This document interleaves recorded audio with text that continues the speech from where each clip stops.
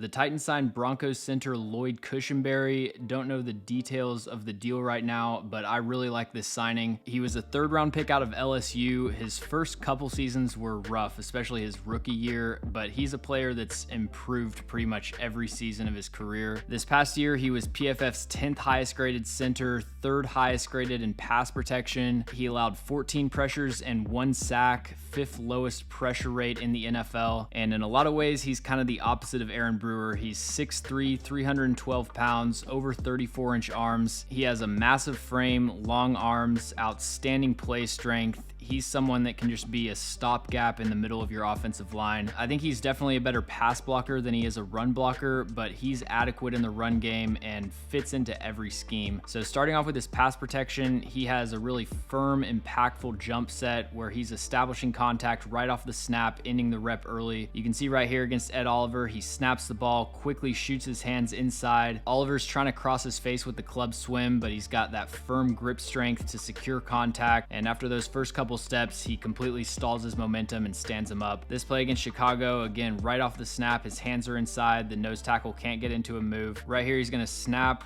one-hand strike with the right hand. That stops the nose tackle's momentum. He tries to swipe down that arm, but again, firm grip strength to maintain contact, and then he comes in with the offhand punch, closes the space, gives him a tight hug, and you can see with all these reps, here's another one against the Chargers, how accurate he is with his hand placement, consistently getting his hands inside. He's comfortable refitting his hands throughout the rep, and he does a good job sliding his feet to mirror pass rushers. We'll get into that in more detail. For someone that is more of a powerful center that wins a lot with his play strength, I think Cushenberry has a lot of technical nuance, and he's got the lateral agility and slide quickness to keep up with more finesse rushers. This is some nice hand usage here against the Lions. He's going to start off with a quick strike with the left hand. That's going to cause the nose tackle to try to swipe down this arm, but Cushenberry pulls back his left hand, replaces his punch with his right hand. At this point, he's got the nose tackle completely off balance. He comes in with the two-hand strike and ends the rep. And then another similar play here against the Chargers, opposite hands though. He's going to strike with the right hand. The nose tackle tries to cross his face with a club move, but he's light on his feet. He replaces his punch with the left hand, stays attached, comes to balance, stays centered to the block, and Jared Stidham has time to throw it into the grass. He doesn't have elite slide quickness, but I would say definitely adequate. Right here, Zach Sealer's lined up at a 2 technique. He's going to cross his face and try to loop into this A gap. Cushenberry throws out the right hand to secure contact, and then he's able to slide over and flush him upfield. Right here against Tyree Wilson, you see a good example of staying attached with that offhand. People wonder why hand size is important. Lloyd Cushenberry has 10 3/8 inches hands, which is 79th percentile for centers, and I think that plays a big role in having that grip strength to stay attached once you land your punch. And on this play, he does a good job staying connected, doesn't let him build up any momentum, and he follows through with his feet to seal off that A gap. Some other good examples here against the Chargers. Again, the nose tackle is going to cross his face with a club move. He throws that offhand into his chest, stays connected, mirrors him with his feet. And then on this play, we're getting a pressure look. Initially, he engages with the nose tackle, but then he's got Derwin James blitzing through the A gap. He's able to stick out his right hand, establish contact enough to slow him down, and then slide over and push him upfield. And then through all of his pass blocking tape, you see a smart and aware center with a ton of power. He almost never gets moved back by bull rushes. I think that'll be a welcome change up from Aaron Brewer. He's a player that can absorb that initial contact. If somebody comes at him with heavy hands, there isn't a lot of knockback on that first strike. He's got good technique dropping his anchor, and then for the most part, he can hold up 4 or 5 seconds against a bull rush. So in pass protection, I really don't have a lot of concerns about Lloyd Cushenberry. It's kind of tough watching center tape because you can go through an entire game and there might be like 2 or 3 actual one-on-one reps. So even over the course of an entire season, it's still a relatively small sample size of plays where you could actually have a chance of getting beat. But I saw a couple times where he got kind of out leveraged and allowed some late pressure, and he only allowed 1 sack this past season. It was on a miscommunication between him and his right guard. For the most part, he's very aware and on top of things as far as picking up stunts and twists. In the run game, I think he gives you a little bit of everything to fit pretty much any scheme. He's got a ton of power, so he can create displacements on down blocks and double teams. You see right here, he moves this nose tackle about 5 yards off his spot and eventually puts him on his back. On this play, they're running a power reverse. He gets a little ricochet from his right tackle and then flips this nose tackle over on his back.